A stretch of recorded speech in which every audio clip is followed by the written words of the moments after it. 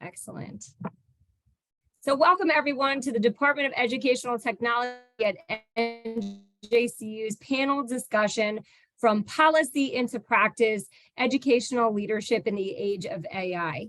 Tonight, we will step into the realm of educational transformation as we bring together a very diverse group of visionary thinkers, pioneering educators, and experts that are at the forefront of technology for a captivating panel discussion on educational leadership practices in the age of artificial intelligence. Our discussion tonight will feature a remarkable lineup of seasoned experts in educational leadership in a variety of settings with diverse populations who will share their expertise, experiences, as well as bold visions for the future of education. We will uncover how AI is empowering students from diverse backgrounds, leveling the playing field, and fostering inclusive and equitable learning environments in New Jersey classrooms and beyond. Get ready to immerse yourself this evening in an exhilarating exploration of the intersection of between cutting-edge technologies and the evolving landscape of educational leadership in the 21st century. Through the questions posed of our panelists and the interactive discussion we will host concurrently in the chat, our goal this evening is to explore how educational leaders in K-12, higher education, and related educational spaces are harnessing the power of AI to create innovative and personalized learning experiences that cater to the unique needs of students. Our panelists will share their insights into the latest advancements in AI-driven tools, platforms, and methodologies that are reshaping educational leadership and may help you also transform your school into vibrant hubs of creativity, critical thinking, and collaboration. Tonight's discussion is moderated by Dr. Laura Zeger, chairperson of the Department of Educational Technology. Dr. Zeger is researching and teaching courses on AI in the Department of Educational Technology and has authored publications on emerging tech such as drones and learning in the virtual world. I will stop here to let Dr. Zeger just say a few words to introduce herself further. Oh, thank you, Samantha. I appreciate it. I'm really very excited to be here tonight. We have an amazing panel. We have a really great procedure ahead. I'm going to explain it in a little while, but welcome to everyone. I think you're going to love tonight. It's going to be great. Here is Dr. Christopher Schamberg. He's the program coordinator and the doctorate in educational technology leadership in the Department of Ed Tech here at NJCU. He's the author of many innovative pieces of scholarly literature on emergent tech and also teaches courses on the integration of STEM in teaching and learning spaces. Dr. Schamberg, would you like to say anything?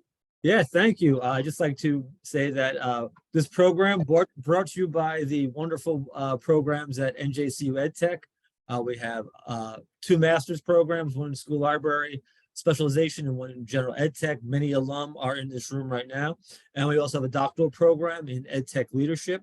And we also have a cutting edge STEM certificate, 4-course STEM program that Dr. Kozar runs. So if you have any questions about if you want to continue your education in a 4-course program or a master's degree or a doctorate, check out our website. I'll throw a link in the chat room. But it's great to see everybody here, and thank you for spending your Thursday night learning about AI. We are not bots, so you could take that to the bank.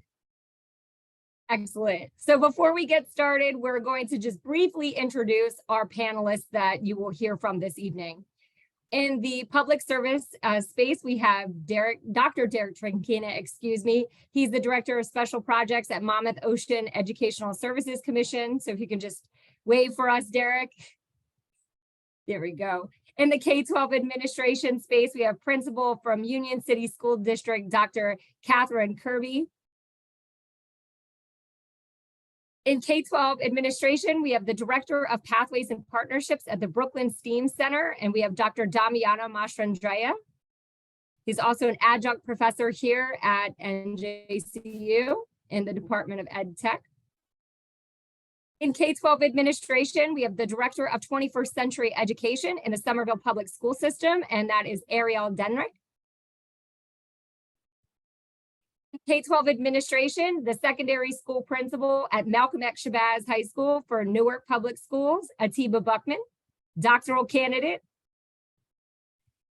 In K-12 administration, supervisor of instructional technology for the Franklin Township Public School District, we have Dr. Amy Arsawala, also adjunct instructor here in the department.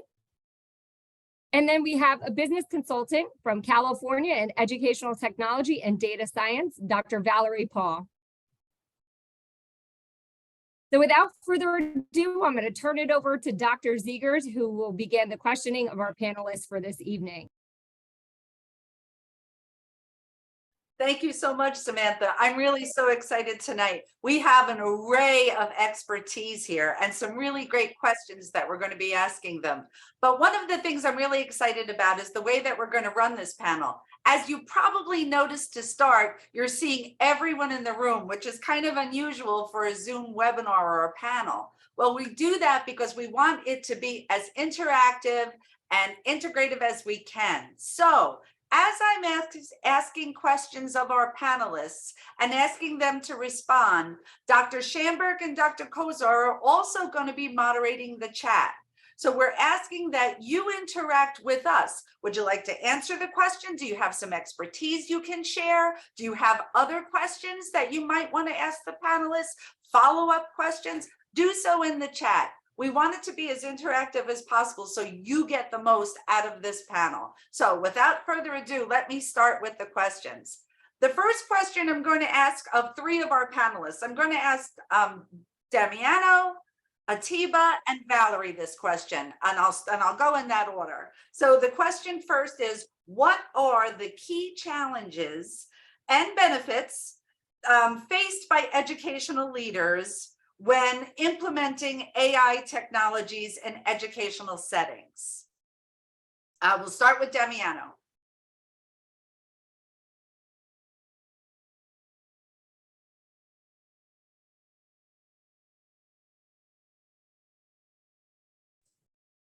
Okay, there we go. Thank you so much. Hello, everybody. Excited to be here. Probably one of the biggest things that we as a community here in education see is the hesitation around the usage of AI in education, particularly around the usage of students because of concerns around plagiarism. And so, of course, that being a major concern, especially for those deeply embedded in literary works or practices and inquiry-based thought, we really need young people to continue to think for themselves. But at the same time, with the concern over the use of these tools and the way that we go about it, there are and there will continue to be solutions that we can use in our community to detect and tell if particular pieces of content have been generated by external sources. Even the creators of some common AI technologies that are out there started off with, hey, we're putting this out here and we also already have a tool to detect plagiarism. On the flip side, we've seen a few definite benefits for a lot of folks when it comes to using this directly in education. For our instructors, we're finding that they're able to set up and really gear towards learning by generating common practice items like instructional objectives or agendas, pulling out new protocols or thinking through, the question of, I don't really have someone in my community to bounce my ideas off of. Where all of a sudden, now with an AI who has access to thousands and millions of data points about educational practice, can, at its best ability, reflect back at you of what possibly can be a particular way to run a certain lesson.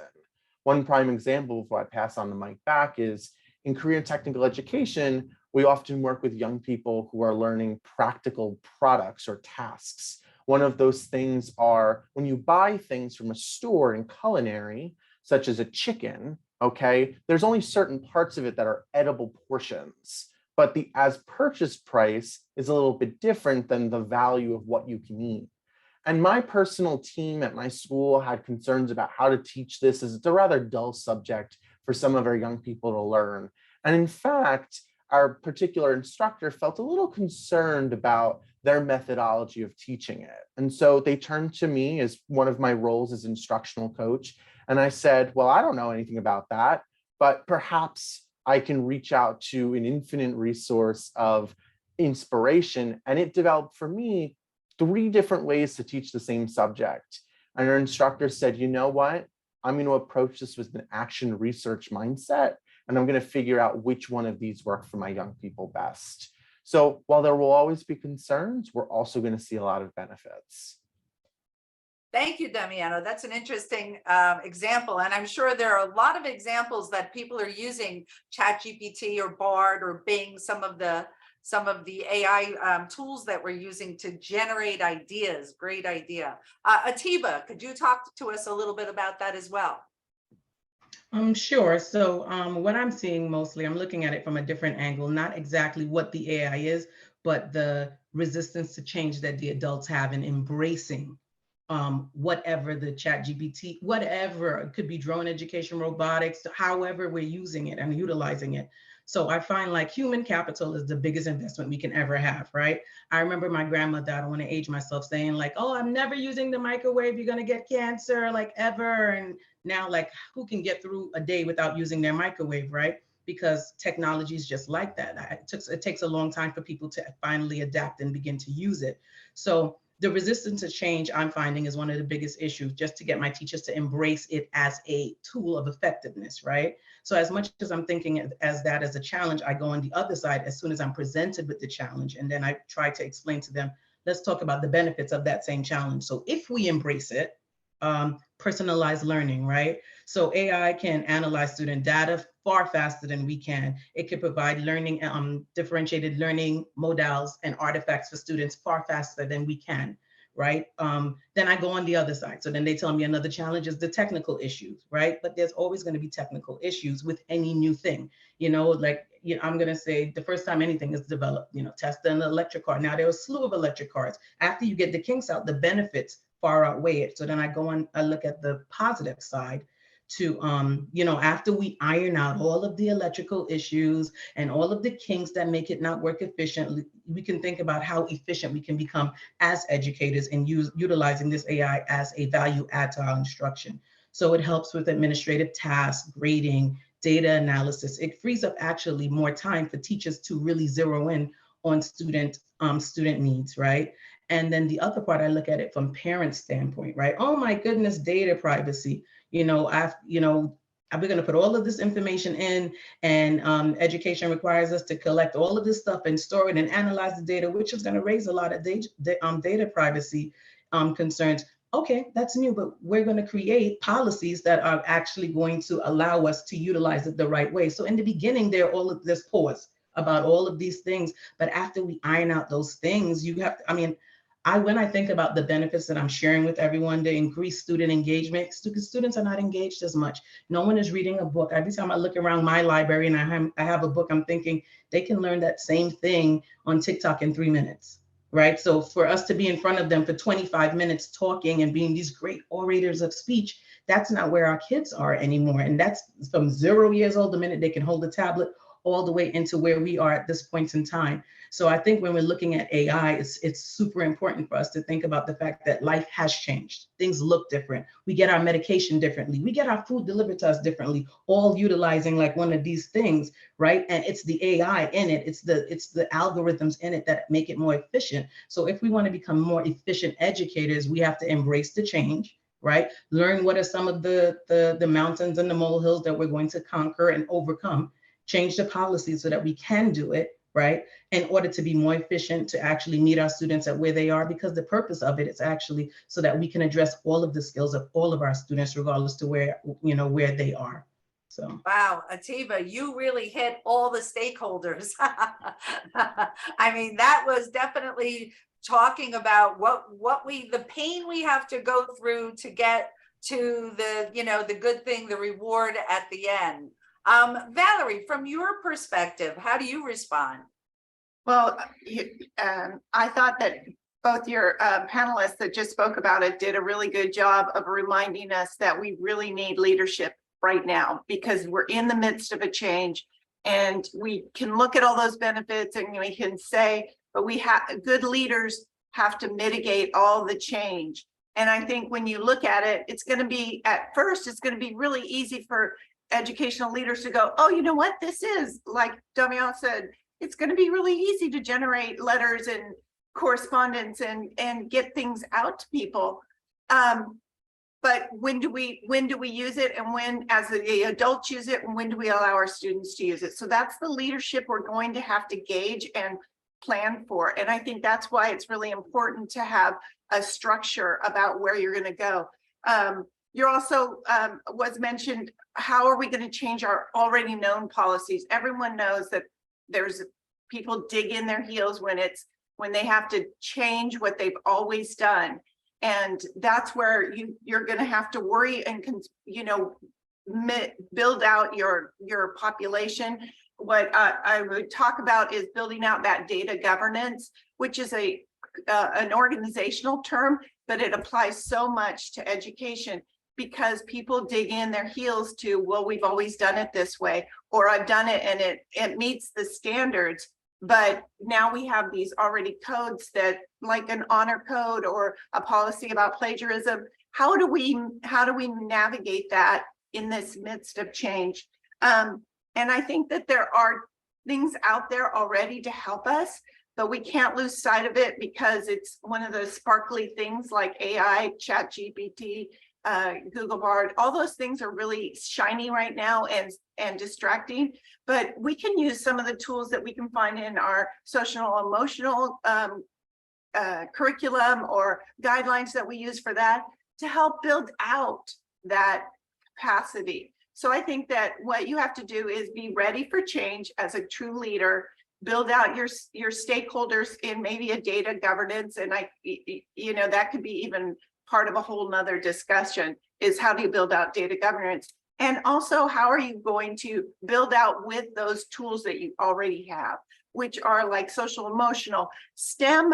And I know that New Jersey uses NGSS. I've been engulfed in that. We have lots of capacity in that to help students and teachers use some of those cross-cutting tools to help build out where students can use their own patterns and figure out where they can add their voice and their evidence when they're using these tools.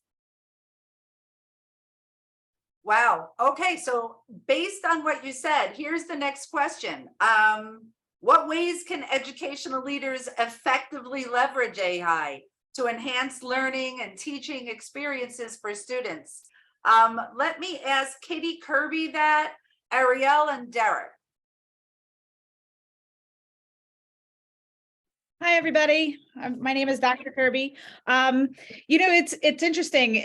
As I sit right now, I'm the principal of an elementary pre-K through 6th grade school, and I am in a scheduling nightmare, literally just combing through data. And it just, you know, I know this. I know that there are programs and things out there that can help. And that's what brings me right to this specific one, is data analysis and insights and how AI can assist in that.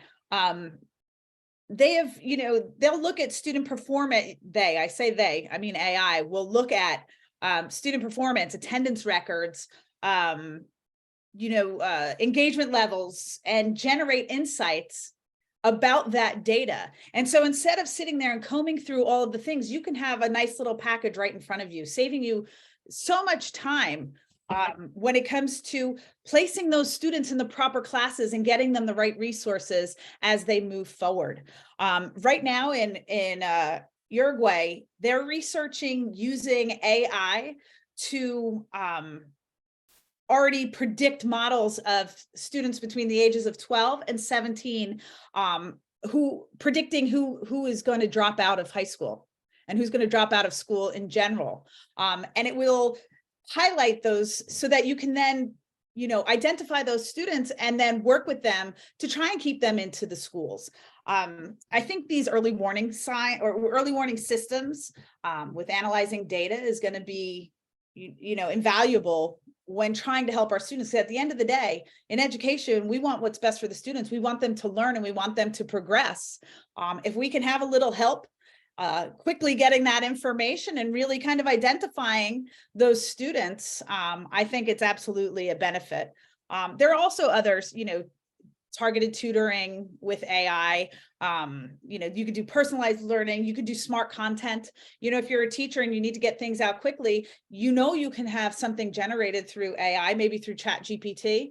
And then you can spend your time, differently, attending to more specific things, maybe some more qualitative, more subjective aspects of student work. Excellent, thank you. Yeah, one of the things I thought about was feeding the data into any of these types of platforms. How do we know that it's coming back with the correct response, right? Because it's not infallible. So what do we do? How do we, and I'll ask you that question, and then I'll go on to Ariel for her response to the question. But Katie, what do you think? How do we? Sure, just like anything we do, I would research it. So we're putting that data through. I might do a quick check instead of looking at every single aspect of the data that I have on a specific student. I might just pull one thing from, we use EdConnect. I might pull EdConnect and see if it's lining up with what the data analysis is. We can't just solely rely on it, just like we can't solely rely on anything. We have to research and base it on something factual. So I absolutely would do that research. You could also get the teachers involved. So I'm going to collect all this data. Am I right in saying this? Teacher A, do we want to put this student into this class, which would bolster his, math? Excellent, great, thank you. Ariel? I'm going to build right off of Katie here and just say that we are throwing our students' data into very different AI. We are looking at DIBEL scores, reading levels, iReady. What we're doing with that, right, is we are then forming teams of administrators and supervisors and teachers. And we're not just helping individual students. We're actually looking at a bigger picture. Where do our teachers need support? There are skills that our kids are just not getting year after year, and we have to look at why. And so that's what these teams are actually meeting together this summer to discuss. And we're coming up with a 3-year professional development plan using the data that comes out of AI. So if you look back, what the AI is doing, analyzing that data and giving our areas of strengths and weaknesses, that would take 2 full days for a whole team of people to look at. And it's taking 2 minutes for some of these platforms to be able to do, so that we can spend so much more of our time actually impacting students. And that's like my most exciting piece of how we're using it right now. I do want to just real quick throw out a unique way that we're also using it in education. I don't think people think about this, but I just started creating a social media / website posting plan. So every week, what goes on what websites, what goes on what social media, and so that we're going to start to be able to tell our story, so that we're going to be able to say that teachers went to training because we found our students were really bad at retelling, and now here's how we're practicing it. And now it's really cool to be able to use it for something that maybe doesn't directly impact our students, but really impacts the district as a whole, being able to tell who we are and what we do. Yeah, and that certainly has to impact the students in the long run, for sure. Excellent, thank you. Derek? Hi, everybody. My name is Derek Tranquina. I appreciate everyone having me tonight. I want to piggyback on a couple of points that were made. I've been taking notes because I'm really interested in just soaking up as much as I can from this group. What Damiano originally said about the action research mindset, I really think we all need to adopt that now. ChatGPT in itself, after all, is an experiment. So we're all just learning. No one here can really claim to be an expert on AI. I definitely will not claim to be one. I really like the idea of what Valerie said. We need leadership right now. I think it's time for educational leaders to step up and get in front of this just by learning as much as you can. Read the newsletters, invest in PD, start that committee or focus group or whatever you want to call it, get the students involved, get IT, parents, stakeholders, everybody, just start that conversation and massage this idea into your school community, but don't force it. And I really like the idea of AI as a time saver and an efficiency tool. I think long-term, we're looking at hopefully saving the teaching profession. We've asked a lot of teachers in the last decade, use all these tools, differentiate, implement tiered systems of supports, personalize the learning.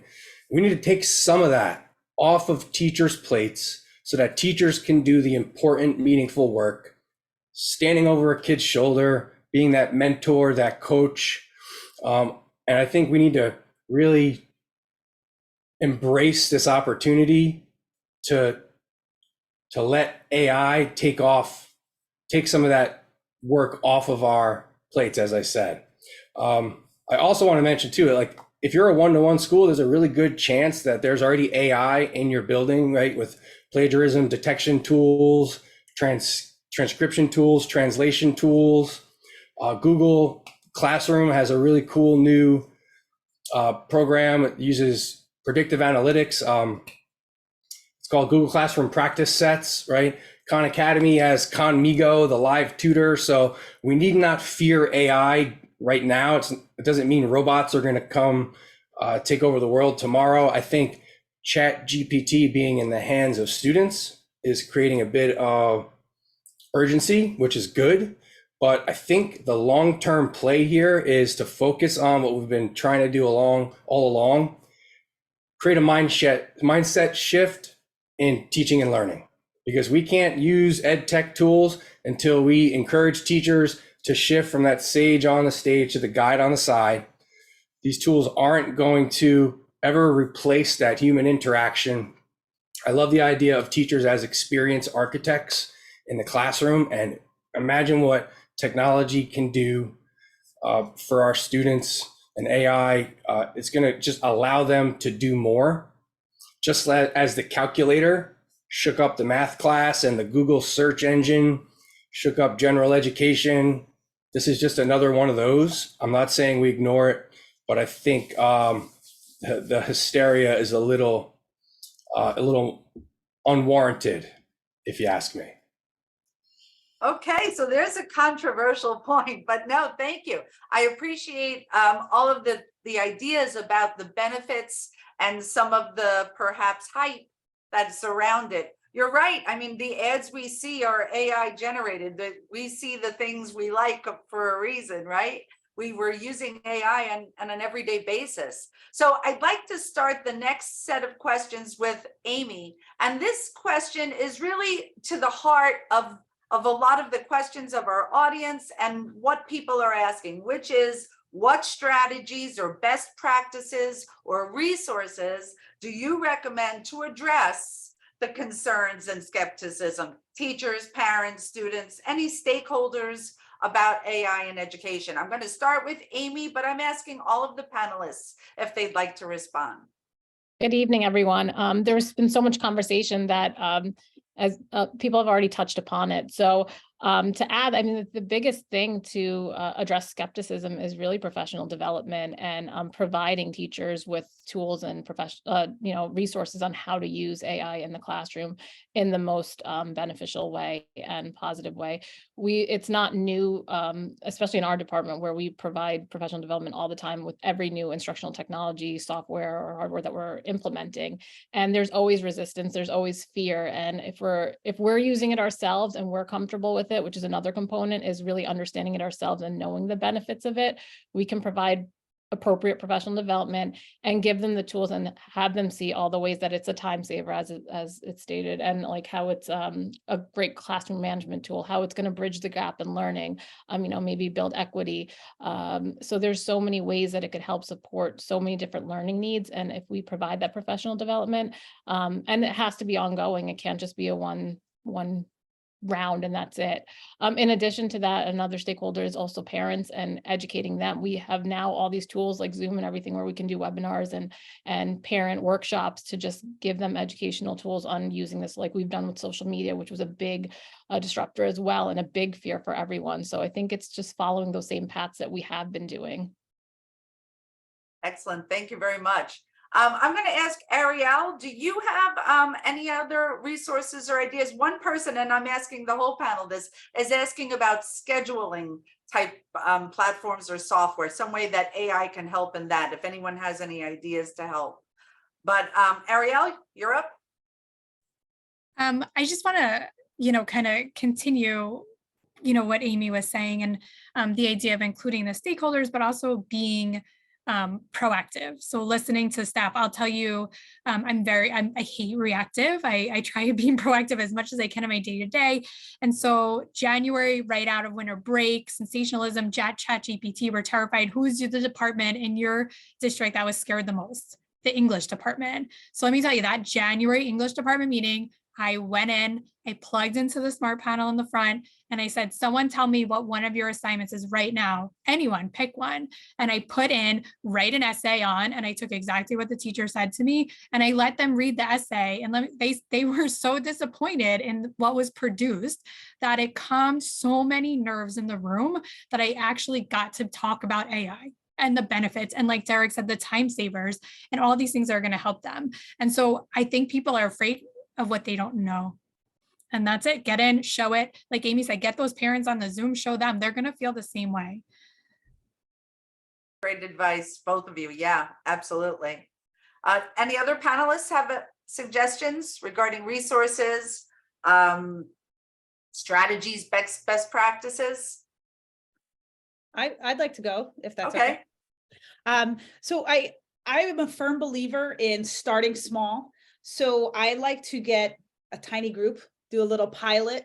I think, Ariel, that's wonderful, going right into the English department. Way to just knock it out and be done, take the scariness away from it. And I think sometimes if you can get that small little group together and get them on board, and then they start spreading it, then everybody wants to use it.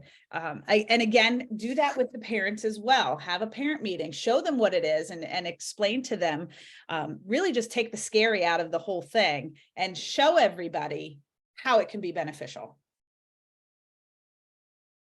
Yeah, that's the first step, right? Any of these technologies, it's take the scary out for sure. Anybody else on the panel that would like to address? Amy? I just wanted to add to that too. Also the students. I think I've learned a lot from students, and sometimes we think they're doing something wrong, but if you have a conversation and the reasons why they're using it, you learn so much from their outlook. And we really need to utilize them as a major stakeholder, because they think they're doing stuff wrong using AI, but it's there, it's a resource. We haven't blocked it yet, and we just need to learn from them. They're learning it so much faster than us. And I think we need to just value those conversations that we have with students. If I can add to that, because yes, yes, and 1,000 times yes. And at the same time, I think what we as adults, being so new to some of this technology, is we look at the tool, like what tool. But AI is a whole new skill set. Like, think digital literacy. Like, we are actually working with students now, and we're working with our school librarian at the high school specifically, but we do plan on transitioning to the middle school by mid-year. And we're actually teaching the students how to use AI ethically, effectively, to generate ideas and not to steal. And like that alone has calmed the teachers' nerves too, to know that these lessons are coming from our school librarian, who is actually going to make sure kids understand the skill, not the tool, because the tool is going to change. Yeah, you make an important point. I wanted to mention, I put a link into the chat that is, I think it's Colorado State University, has information about AI policies on your syllabi, right? So what would you do? Do you allow AI with citation? Do you completely prohibit students from using it? So there are a couple of ways you can approach it. I'm going to ask Doug to talk a little bit about this and a little bit about the ethics.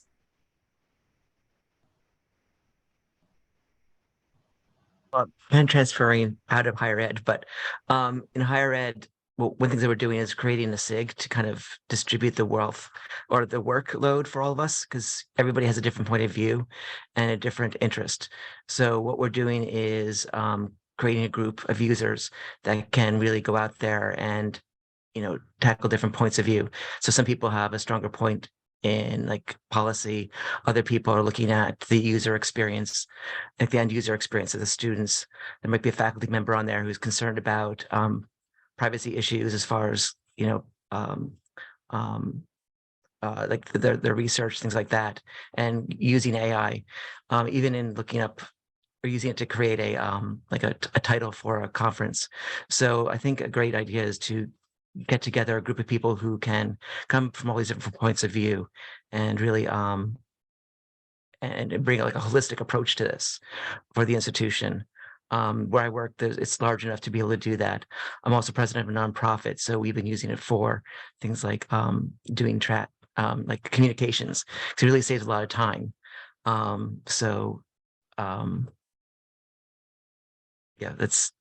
I think, I'm sorry, I might have veered off. All good. Valerie, do you have something to add regarding that? You're mute. Okay, there it is. There it is. You know, what you were talking about is bringing different stakeholders together, and almost everyone's talked about that. And that's good leadership, is when you are willing to listen to the group and how what their skepticisms are. And when you bring true data governance to an organization, you're bringing in all those stakeholders. And it, like I think Amy said, just like PD, it's not one and done. It's an ongoing thing. So everybody has a role in making sure that their voice is heard in how this is going to make a change for them. And the other thing I just wanted to say, and I kind of agree with teachers that are skeptical, is that we don't want to put more work on them. We're like, oh, we just freed up your time. You don't have to do XYZ. Let's give you 30 more kids or whatever it is. Because that's what happened initially is, oh, you're going to teach online. You can have more students. And it really creates that resistance. So we have to think about, and that's what a good organization in data governance will do, is kind of build out the capacity that your organization can handle. And then you're building that culture that is innovative and keeps going and keeps building on from that. But once you just put down a policy and say, yeah, all the students are going to be able to use it, or all the students aren't going to be able to use it, that gives you, it just creates chaos for those that want to use it and have a good way of doing it. It's about making your voices heard, and it's new, so it's gonna have some sticky points. So that's why, again, leadership's so important. Yeah, you make a really important point. One of the things that people talk about is, is it plagiarism? Well, they've developed software that can detect if it's written by AI, but then you can develop the prompt for AI to learn how you write so that you can outsmart the plagiarism detection software. And this went on for quite a while. Week after week, I was watching this little battle going back and forth. And really, the whole key is learning how to write these really good prompts. One of the questions in the chat that people just asked was, what's the difference between a Google search and using like ChatGPT, Bard, or Bing? And the difference really is that AI isn't a search engine. All of the information is fed into it. Now, some of the new AI stuff, the Bard and Bing, some of the higher level ChatGPT-4, they have the ability to also search the web in addition. I think we'll see our search engines evolving into something that's both our search engines searching what's out there. But what I'm hoping that it does is to take away some of the sales influences that we constantly get when we do a Google search, right? Everything is about buying. You can't search for a university without getting all kinds of ads, etc. Anything. Where with AI, hopefully that doesn't catch on too quickly, and we can use these tools better for better research and information. I'm going to ask in our panel, we haven't heard from Atiba. Atiba, do you have anything to add to this? I heard everybody speaking specifically about the various stakeholders, but what I wanted to make sure that we didn't overlook is we all know based on the what your budget is, one-to-one, all of those things change, right? But it's the feedback mechanism that we tend to, okay, we're going to have a group do blank, right? We roll the whatever it is out with the people who will embrace it, even if you do focus group, full school, regardless to what. But I think the most important thing is to have a feedback mechanism that's going to continue to have you make really wise decisions based on that data that you're going to have. Because quite often I feel like as leaders in any institution, you know what you want the outcome to be. You even know with the people who are super, like you have techie people that are like, this is the best thing since sliced bread, right? And then you have the people that are like, this is just going to change and it's just another thing added to my list, which we all echoed, right? And then you have the parents who are in the same place. You even have the IT people who are working for us and with us, who are either pro or con against it, right? I think it's super important to have a feedback mechanism so that you could kind of drill down on what the real data is. So the importance of that, definitely quantitative, but the qualitative data, so you can somewhere be right in the middle, and you could be making, you can make, and you have the tools to make the best decision. So I just feel like that feedback mechanism, and you as the leader, as well as the stakeholders who really want students to be first, right? Not the ease of teaching, not the other things that get in the way. But, so I think you have to look at all of that to iron it out and to be able to do what's in the best interest of the people that we're servicing. Yeah, very smart. Definitely keep that needs assessment going. Don't just start from the beginning. You have to keep that loop going. Very smart, especially during such changing times and technologies. We're going to move to our final question because we're only about 15 minutes left. And I'd like to start off with Damiano answering it. And the question is, looking ahead, what trends or developments do you anticipate in the intersection of AI and education? How can administrators prepare for these changes? And how can they help to make things move along? We've talked a lot about some of the processes that we can do, but looking ahead, what are some of the strategies? And I'm going to ask a few of our panelists to respond to this. Also, I would like to let the participants know this video is being recorded and we will have it available to you. We'll send that out. So don't worry, you're going to get the video. So Damiano? So when we're looking forward to where we might be going with AI, there's a few things that we have to lay out on the table. There's what different stakeholders can use, and there's also the idea of what are we teaching when we say we're teaching AI. The usage of a tool is completely different from creating the tool. And then there's also the discussion around the usage of the technology itself. So if we're looking at how to use things like ChatGPT and Bard to increase pedagogical practices or make young people go through the inquiry process in a new way, where the focus is, as Dr. Koch on the line has said, it's really about the process as opposed to mainly the product. We might be thinking that we need to teach these particular skill sets as levels that are scaffolded. Maybe we start with simple inquiry through a Google search, but then, perhaps we look at varying perspectives or resources by gathering those citations and information through AI, but there's still that human element of what we need to do.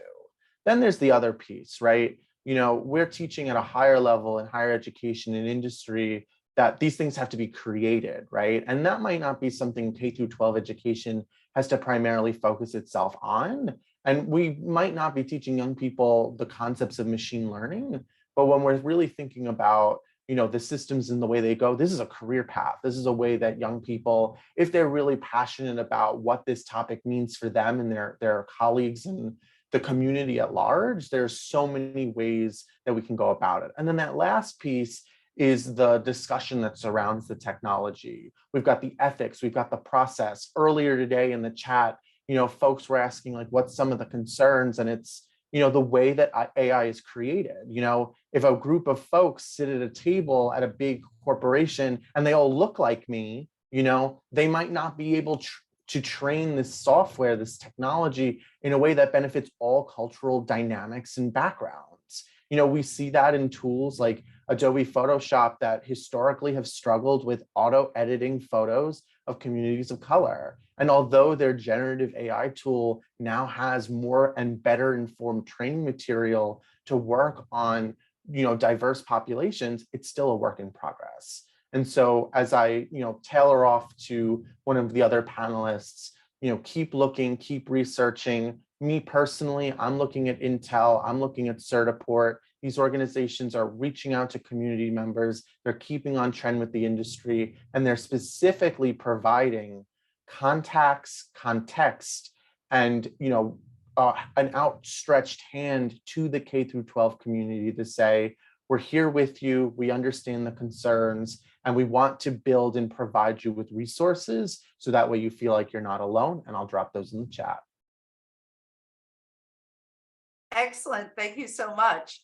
Yeah, there's definitely some resources out there. UNESCO has a whole guide out guidance for policymakers about AI in education. I'll put that link out there too.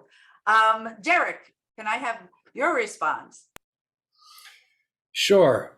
I will say this. I did a little bit of research in preparation for this conversation. I found a video on a school in China where the students wear digital headbands that measure their brain waves, and parents and teachers get real-time data on their engagement. And I don't anticipate, or I hope we don't get there anytime soon, but I am excited about the potential for students getting that personalized real-time feedback so the teachers have a little bit more freedom to form those relationships.